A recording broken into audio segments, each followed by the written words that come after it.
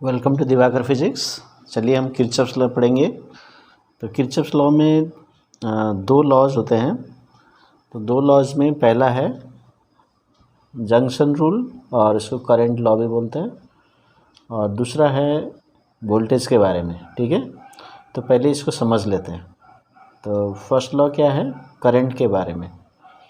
तो ये बताता है the sum of currents entering a junction is equal to the sum of currents leaving the junction, leaving that junction।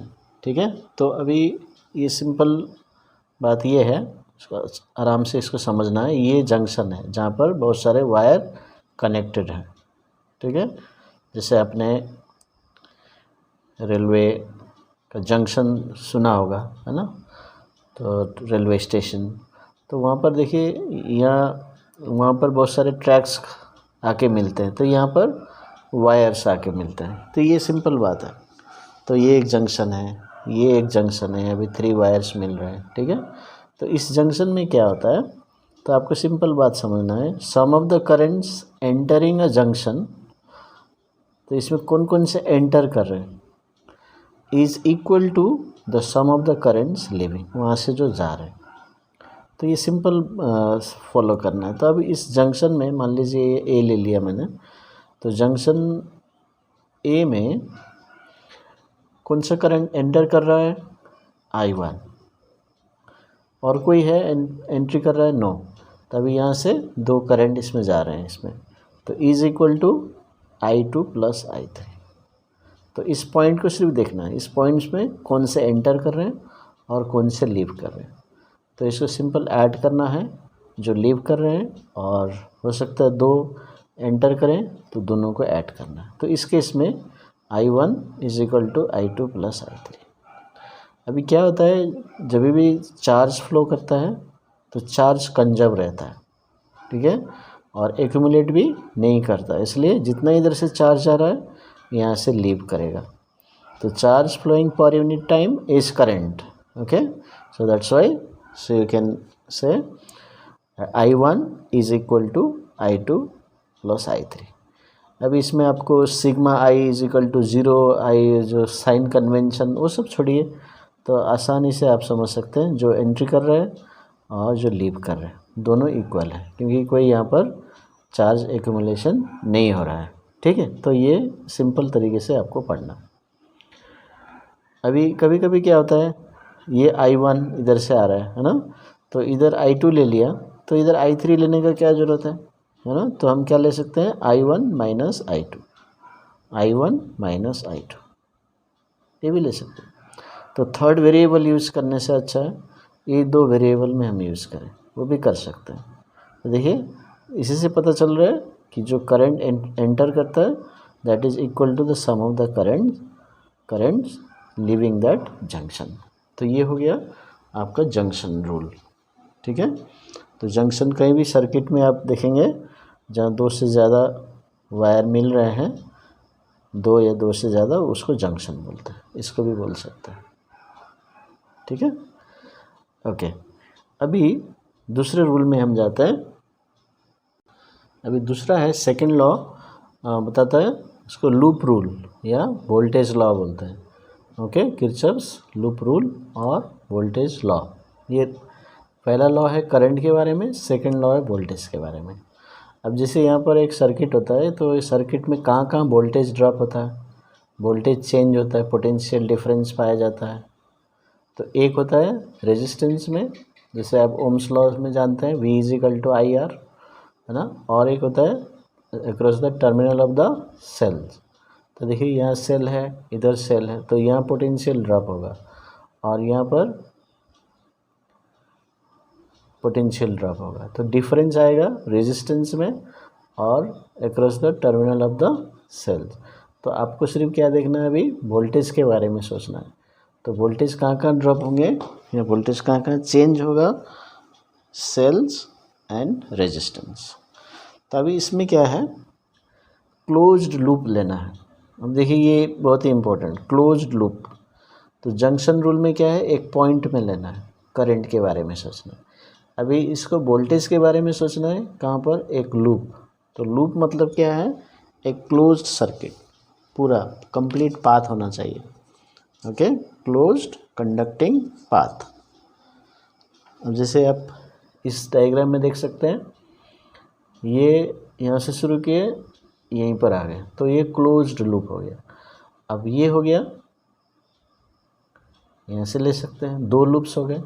अभी चाहे तो आप ए से शुरू कीजिए, यहाँ जाइए, ये पूरा इधर आइए, ये छोड़ दीजिए। तो आप क्या कर रहे हैं, कंप्लीट पाथ ले रहे हैं, बस वो इम्पोर्टेंट है। कुछ छूट जा रहा है वो नहीं देखना है, ठीक है। तो जैसे मैंने ABCD लिख देता हूँ। तो पहला लूप क्या है, ABCA 1 लूप, ACDA, आप बोल सकते हैं ADCA 1 सेकेंड लूप, फिर ABCDA, या आप बोल सकते हैं ADCBA, ठीक है। तो कंप्लीट पाथ हमको लेना है।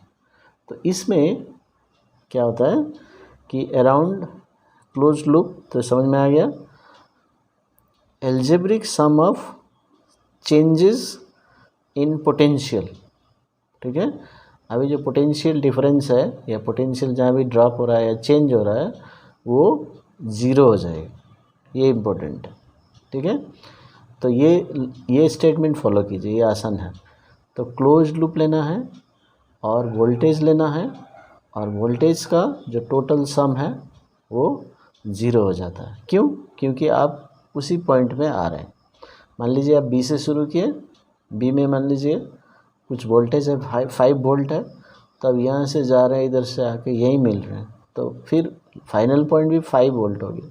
तो 5 - 5 0 ही हो जाएगा, because you are considering complete loop. जिस पॉइंट से आप शुरू कर रहे हैं वहीं आ रहे हैं, ठीक है। तो ये इंपॉर्टेंट, जहाँ से शुरू करना है वहीं आना है। आप चाहे कहीं से भी शुरू कर सकते हैं एक लूप में, जैसे मैंने बताया ACDA, तो आप चाहे तो A से शुरू कर सकते हैं, ACDA, या आप चाहे तो CDAC वो लूप भी ले सकते हैं, ठीक है। तो वो पोटेंशियल 0 होगा, चेंज इन पोटेंशियल 0 होगा। और पोटेंशियल कहाँ कहाँ चेंज होता है आपको सिर्फ देखना है, इस केस में रेजिस्टेंस एंड सेल्स में। तो ऐसा नेटवर्क दिया रहेगा जिसमें सेल्स एंड रेजिस्टेंस, तो इनका जो सम है उसको 0 लिखना है, ठीक है। ओके, तो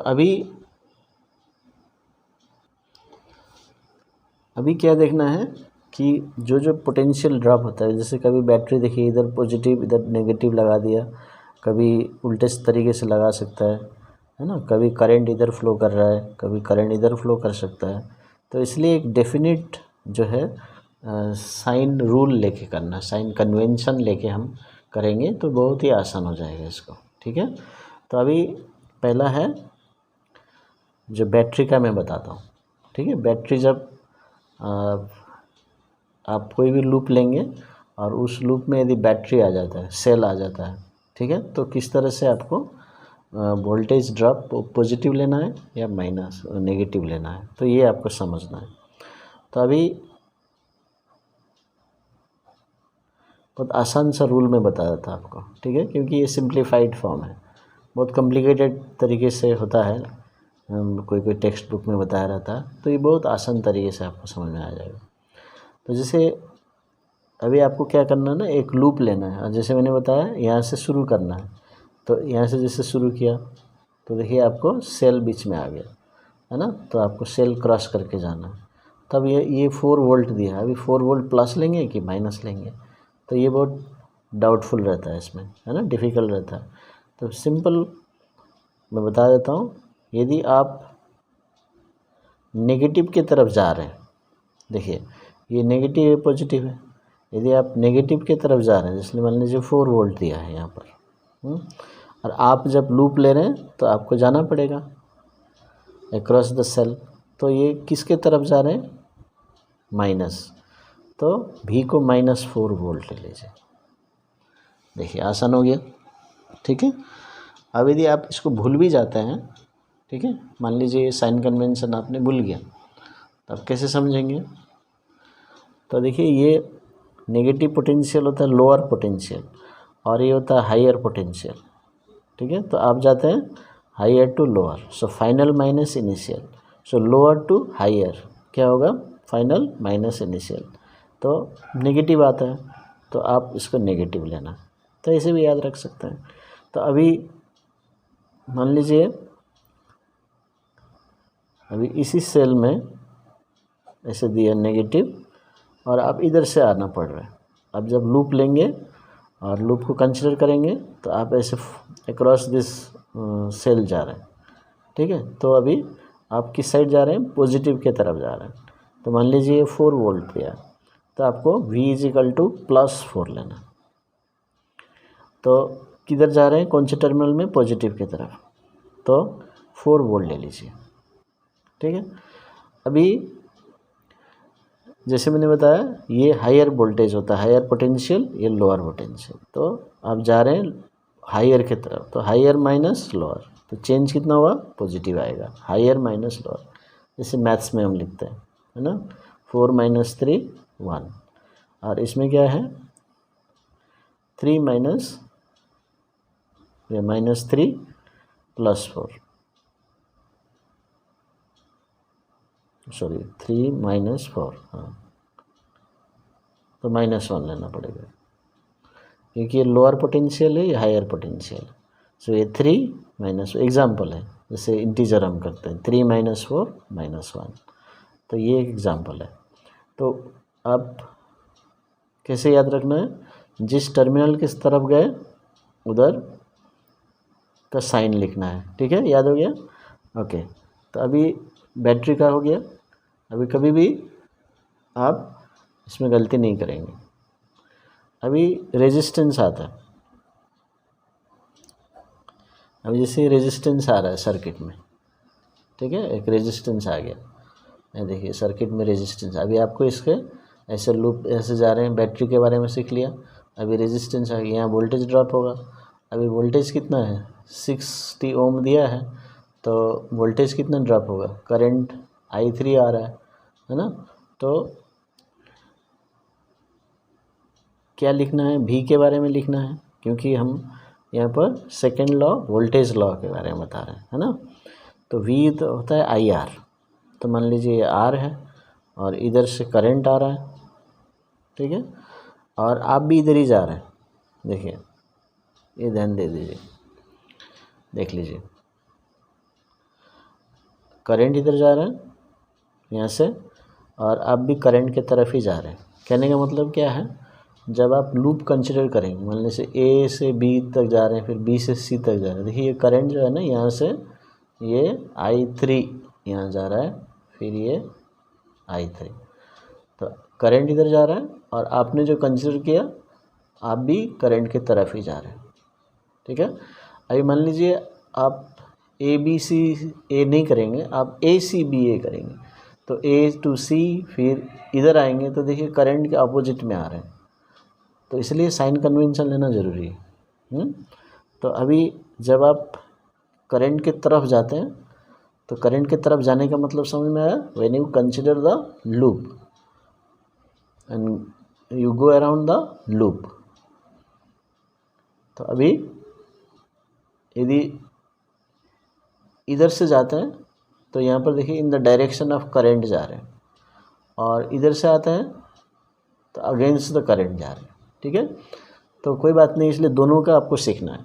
जब साथ करंट के तरफ जाते हैं और करंट के अगेंस्ट में जाते हैं तो क्या करना है, तो ये आपको इसमें सीखना है। तो ये मैं बता रहा हूँ, अभी ध्यान दीजिए। अभी कैसे याद रखेंगे, करंट जाता है हमेशा हायर पोटेंशियल से लोअर पोटेंशियल, है ना। देखिए यही रूल आप इसमें लगा सकते हैं, करंट जाता है higher potential to lower potential. तो आप अभी बता सकते हैं कौन सा साइड में लोअर है, कौन सा साइड में हायर है। तो ये करंट इधर से जा रहा है, उसका मतलब ये हायर पोटेंशियल, ये लोअर पोटेंशियल है इसके हिसाब से। तो अभी जा रहे हैं इधर में, तो लोअर माइनस हायर, देखिए तो लोअर माइनस हायर नेगेटिव। चलिए अभी हमने देखा कि जब भी करंट के तरफ आप जाते हैं, जब लूप आपको कंसीडर करना है तो in the direction of current minus ले लीजिएगा और I into R, Ohm's law से ये आएगा। तो कौन सा करंट जा रहा है और कितना रेजिस्टेंस है, ठीक है। तो जैसे अभी इस एग्जांपल में यहाँ पर कितना वोल्टेज होगा, यदि आप इधर से जाते हैं तो आपको लिखना पड़ेगा IR, तो I3 इंटू 60 नेगेटिव लिखना पड़ेगा। यदि आप इधर से आ रहे हैं तो प्लस लिखना पड़ेगा, अभी वही हम डिस्कस करेंगे। यदि अगेंस्ट में जाते हैं, जैसे ये रेजिस्टेंस है और करंट इधर से आ रहा है अभी और आप इधर से जा रहे हैं, मतलब करंट के अगेंस्ट में जा रहे हैं, ठीक है। तो V को आप पॉजिटिव ले लीजिए, क्योंकि देखिए आप इधर से जा रहे हैं, तो यानी कि ये हायर पोटेंशियल की तरफ जा रहे हैं, ठीक है, हायर पोटेंशियल, क्योंकि करंट इधर से आ रहा है, हायर टू लोअर, तो इसलिए ये हायर माइनस लोअर, तो पॉजिटिव आएगा। तो यदि आप ये कन्वेंशन भूल भी जाते हैं तो आप उस तरह से आप सही तरीके से कर सकते हैं, ठीक है।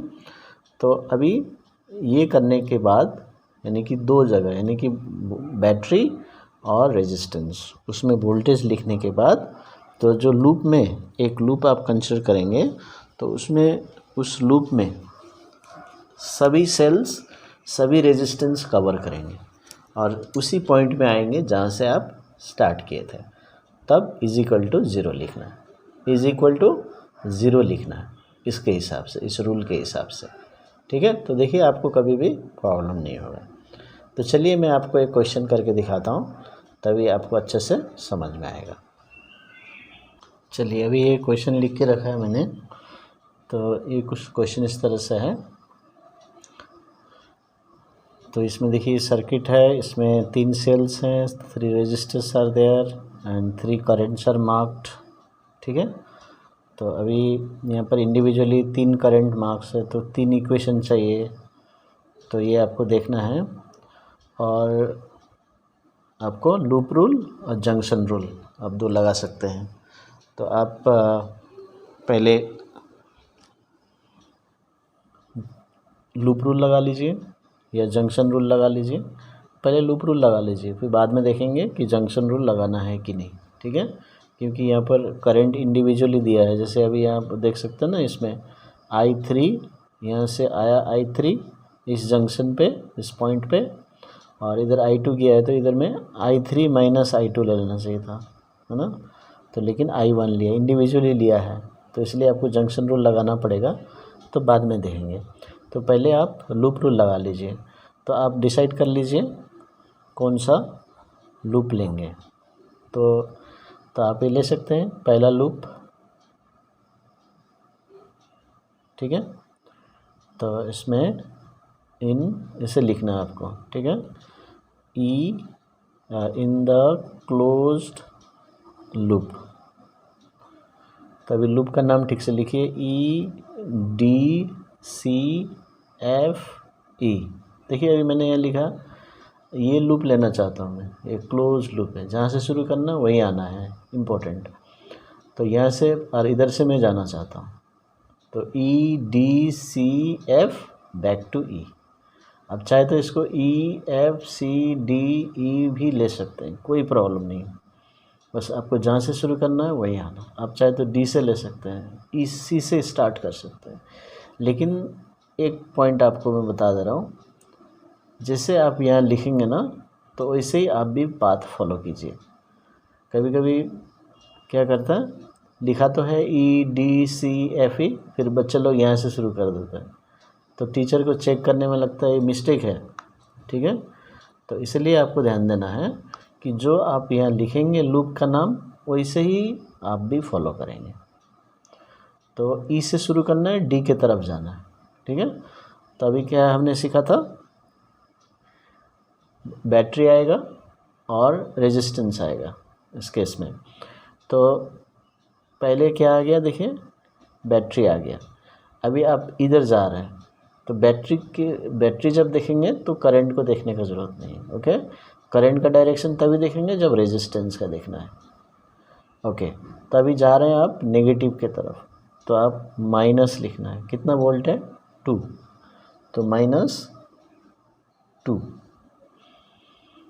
ठीक है, -2 नेगेटिव की तरफ जा रहे हैं, आप जा रहे हैं नेगेटिव की तरफ, ठीक है, according to you, your direction. Okay, अभी देखिए नेक्स्ट आ गया 4 ओम रेजिस्टेंस। अभी 4 ओम रेजिस्टेंस में करंट यहाँ से फ्लो कर रहा है, तो इसमें भी आप देखिए इन द डायरेक्शन ऑफ करंट जा रहा है, तो इन द डायरेक्शन जब जाते हैं तो नेगेटिव लिखना है, नेगेटिव लिखना है, ठीक है, नेगेटिव क्या लिखेंगे 4 इंटू I1। सो फार्मूला क्या है V का IR, तो I1 इंटू 4 इस केस में, तो यहाँ पर I मालूम नहीं है तो हम लिखेंगे 4I1, या I1 इंटू 4 या 4I1 कुछ भी लिख सकते हैं। तो 4I1 लिखेंगे ज़्यादा अच्छा है, कांस्टेंट पहले लिखेंगे, ठीक है, तो यही रूल है। तो आपको सिर्फ यहाँ सब देखिए माइनस क्यों लिखा, ठीक है, क्योंकि हम इन द डायरेक्शन ऑफ करंट जा रहे हैं जो हमारा लूप के अनुसार, ठीक है। अभी नेक्स्ट डीसी में कोई रेजिस्टेंस नहीं है, कोई सेल नहीं है, आप फिर इधर जाना है तो CF में जाना है, CF, तो फिर एक रेजिस्टेंस आ गया। अभी रेजिस्टेंस जब आता है तो I इंटू R लिखना है ना। तो अभी इसमें कितना करंट फ्लो कर रहा है ये आप देख लीजिए, इस आर्म में I1 नहीं कर रहा है, ये I2 फ्लो कर रहा है, तो बोला जाएगा 3I2। अभी आता है साइन क्या लिखेंगे, ये बड़ा सबसे बड़ा मुश्किल का बात होता है। अभी कुछ भी डरना नहीं है, आप यहाँ से इधर से आ रहे हैं ना, आप इस लूप को कंसिडर कर रहे हैं इसे।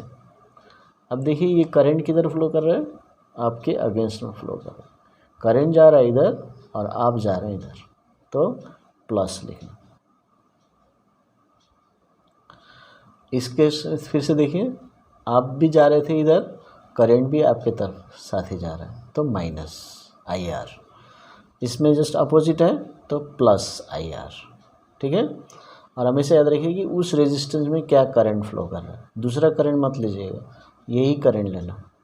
ओके, नेक्स्ट है सेल में आ गए। देखिए अभी सेल के लिए करंट देखने का नहीं है, सिर्फ टर्मिनल्स देखिए आप किधर जा रहे हैं, पॉजिटिव की तरफ। आप इधर से आ रहे हैं ना, तो देखिए you are going to positive side, positive terminal, तो प्लस कितना वोल्ट है 1 ना, तो +1। अभी देखिए वापस F फिर E, इसमें कोई रेजिस्टेंस सेल नहीं है, तो आप E में वापस आ गए, तो =0 लिख दीजिए बस। तो देखिए इस तरह से आपका इक्वेशन, पहला इक्वेशन बन गया। अब इसको सिंप्लीफाई कर सकते हैं, जैसे यहाँ 2 नंबर्स हैं तो उसको सिंप्लीफाई कर सकते हैं। तो कैसे करेंगे, -4I1 + 3I2 ये -1 = 0। अभी एज मैथमेटिकल इक्वेशन -1 को इधर ले जा सकते हैं, बाद में भी ले जा सकते हैं, तो इसको इक्वेशन 1 लिख दीजिए। ओके, तो ये आ गया पहला इक्वेशन, -4I1 + 3I2 -1 = 0। इसको उधर ले जाना चाहते हैं ले जा सकते हैं, इसको माइनस हटाना चाहते हैं हटा सकते हैं। अभी ये कुछ भी कर सकते हैं मैथमेटिकली, जैसे आप इक्वेशन में करते हैं। ओके, लेकिन इसमें प्रॉपर साइन होना चाहिए। तो ये है आपका लूप रूल। देखिए आपको समझ में आ गया। अभी आप रेडी हैं, अभी सेकंड लूप में आप खुद बताएंगे। देखिए अभी आप एक्साइटेड भी हैं, अभी मैं खुद बताऊंगा, है ना, एक्साइटेड है ना। अभी आप लूप का नाम लिखना अच्छे से। तो कौन सा लूप का नाम लिखेंगे,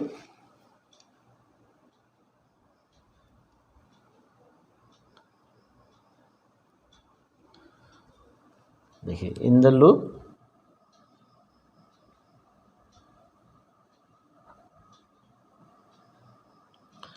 तो कौन सा लूप लिखना है अभी आपको, आप सेकेंड लूप ले लीजिए, ठीक है।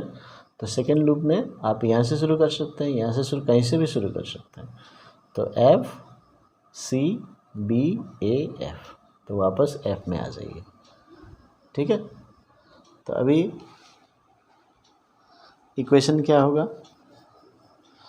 तो इक्वेशन होगा, अभी यहाँ से फिर शुरू करेंगे।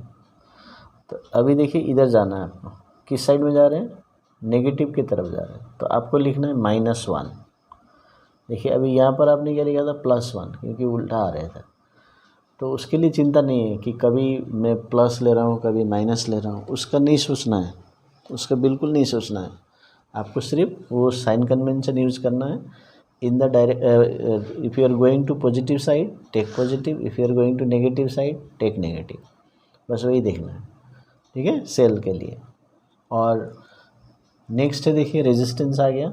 अभी रेजिस्टेंस में इस केस में आप ऐसे जा रहे हैं ना, और करंट भी आपके तरफ जा रहा है, तो I इंटू आर, तो कौन सा करंट जा रहा है, I2, सो 3 इंटू I2 लिखना, माइनस की plus, so minus in the direction minus, so 3I2 लिखना आपको। देखिए सो -1 -3I2,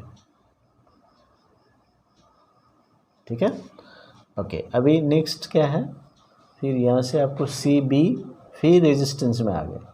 अभी रेजिस्टेंस में आते हैं तो IR लिखना है, कौन सा करंट फ्लो कर रहा है, देखिए I3 फ्लो कर रहा है, तो I2 इंटू I3 लिखेंगे, 2 इंटू I3। अभी साइन क्या लिखेंगे, अभी आप सोच रहे हैं, हाँ अभी हम इधर से जा रहे थे और करंट भी देखिए यहीं जा रहा है, हमारे तरफ ही जा रहा है, देखिए इधर मार्क किया है, इधर मार्क किया, इसका मतलब ऐसे आ रहा है, तो इन द डायरेक्शन माइनस, तो -2I3। फिर सेल आ गया। अब इधर से जा रहे थे, वो एक ही डायरेक्शन, कभी इधर कभी इधर, ऐसा नहीं करना, एक ही डायरेक्शन में हमको फ्लो करना है, ये हमेशा याद रखना। कभी यहाँ से लेकर यहाँ तक इधर से ले लिया, फिर ये वाले के लिए इधर से ले लिया, नो। सो आपको एक ही डायरेक्शन में, या क्लॉकवाइज या एंटी क्लॉकवाइज, कंप्लीट एक ही डायरेक्शन में जाना है आपको। तो सेल में अभी किधर जा रहे हैं, पॉजिटिव के तरफ जा रहे हैं, तो आपको पॉजिटिव 4 लेना, +4। तो इक्वेशन हो गया -1 -3I2 -2I3 +4 is equal to अभी 0, क्योंकि हम वापस F में आ गए। तो आपका इक्वेशन हो गया, इक्वेशन बन गया। अभी देखिए, अभी इसको थोड़ा सिंप्लीफाई करना, सो -3I1 -2I3 +3 is equal to 0, ठीक है। तो इक्वेशन 2 लिख दीजिए। अभी क्या करना है हमें, अभी इसमें देखिए I1 I2 में इक्वेशन है, इसमें I1 I3 में इक्वेशन है। तो यदि हम इसको दो वेरिएबल I1 I2, इसमें भी I1 I2 कर देंगे, then we can solve this simultaneous equation, linear equations. तो इसलिए अभी हमारा जो I3 को हम कन्वर्ट कर सकते हैं, इसलिए हम जंक्शन रूल का हेल्प लेंगे, ठीक है। तो जंक्शन रूल का हेल्प लेंगे तो वेरिएबल दो वेरिएबल में कन्वर्ट हो जाएगा। तो कहाँ पर जंक्शन हो रहा है, ये यहाँ पर, so at F at the junction F क्या लिखेंगे, तो क्या बताया था मैंने, कौन से करंट एंट्री कर रहे हैं, देखिए यहाँ एंट्री कर रहा है I3, so I3 is equal to कौन से लीव कर रहे हैं, I1 और I2, सो I1 + I2। तो यहाँ पर I3 is entering this junction and this two are leaving, so I1 + I2। तो ये हो गया आपका जंक्शन रूल से थर्ड इक्वेशन। तो अभी हम क्या करेंगे, तो जैसे मैंने पहले बताया कि अभी इसको इक्वेशन के वेरिएबल को चेंज करेंगे। अभी देखिए किरचॉफ्स लॉ ख़त्म हो गया, किरचॉफ्स लॉ का काम ख़त्म, अभी आपको मैथ्स लगाना है, इक्वेशंस। तो अभी हम इसको I3 को हम रिमूव करेंगे, एलिमिनेट करेंगे, इसलिए I3 के बदले में मैं ये पुट कर दूंगा तो I1 I2 हो जाएगा। Then you will get the equations with I1 and I2। तो देखिए मैंने यहाँ पर अभी इक्वेशन 2 में ये 3 लगा दिया, I3 का वैल्यू लगा दिया। सो -3I2, ये I2 था, -2I1 + I2 + 3 = 0। ठीक है, मैंने कुछ नहीं किया, I3 के बदले में I1 + I2 लगा दिया। फिर इसमें सिंप्लीफाई करने से मेरे पास आ रहा है -5I2 - 2I1 + 3 = 0। और क्योंकि हमारे पास पहला इक्वेशन है I1 I2 में पहले 4I1 है, I1 पहले है, ठीक है ना, I1 पहले है और I2 बाद में, तो इसलिए मैंने यहाँ पर चेंज कर दिया। अभी ये इसके लिए कोई बड़ी बात नहीं है, तो आप अच्छे समझ सकते हैं इक्वेशंस का। ओके, अभी हमें first equation and fourth equation solve करना। तो फर्स्ट इक्वेशन क्या है, ये, और नेक्स्ट इक्वेशन ये। तो अब इसको मैंने एक साथ लिखा, देखिए। तो -4I1 + 3I2 - 1 = 0। सो -2I1 - 5I2 + 3 = 0। देखिए, अभी इक्वेशन आप आराम से सॉल्व कर सकते हैं, मुझे एक्सप्लेन करने की ज़रूरत नहीं है, फिर भी मैंने यहाँ पर डिटेल में किया है। ठीक है, तो आपके लिए डिटेल में किया है ताकि आप अच्छे से समझ सकें। ओके, तो यहाँ पर 2 है, -2 है, इसलिए मैंने 2 से इंटू करना है ताकि 4 इक्वल हो जाएगा, फिर ये कैंसिल हो जाएगा, है ना। तो ये कैंसिल किया मैंने, -4I1 - 10I2 + 6। ठीक है, और देखिए इसके बाद ये कैंसिल हो गया, और आपको साइन चेंज करना है क्योंकि माइनस माइनस है, तो साइन चेंज करने पड़ेंगे सबके। तो देखिए I2 आ गया 7/13, तो I2 आ गया 7/13। फिर जब दो इक्वेशन में से या इक्वेशन में से एक वेरिएबल आ जाता है तो कोई भी एक इक्वेशन लेके हम सॉल्व कर सकते हैं। तो इक्वेशन 1 ले लिया मैंने, और इक्वेशन 1 लेके देखिए -4I1 + 3I2, I2 का वैल्यू पुट कर दीजिए तो 0 आ गया। तो ये आ गया आपका -4I1 21/13। फिर इसको एलसीएम लेके I1 आ जाता है 2/13। ठीक है, 2/13, और हमें निकालना है I1 I2 I3। तो हमारे पास I1 आ गया, I2 आ गया, अभी I3 निकालना। अभी I3 का इक्वेशन हमारे पास में है, क्या है I3 का इक्वेशन, देखिए यहाँ पर है I1 + I2। सो I3 = I1 + I2। तो फ्रॉम इक्वेशन 3 जो भी इक्वेशन है I1 I3 के बारे में, तो ये ऐड कर दीजिए। तो दिस प्लस दिस, तो 9/13 एम्पेयर आ गया। तो एम्पेयर में लिखना है करंट। तो इस तरह से आपको किरचॉफ्स लॉ सॉल्व करना है। ठीक है, तो आप पूरा वीडियो देखिए और इसको समझने की कोशिश कीजिए, और अपने टेक्स्ट बुक से आप और भी क्वेश्चन सॉल्व कर सकते हैं। तो मैं और भी क्वेश्चंस का और भी वीडियो लेके आऊँगा, तो उसको भी देखिए, तो आपको अच्छे से समझ में आ जाएगा। Okay, so thank you for watching.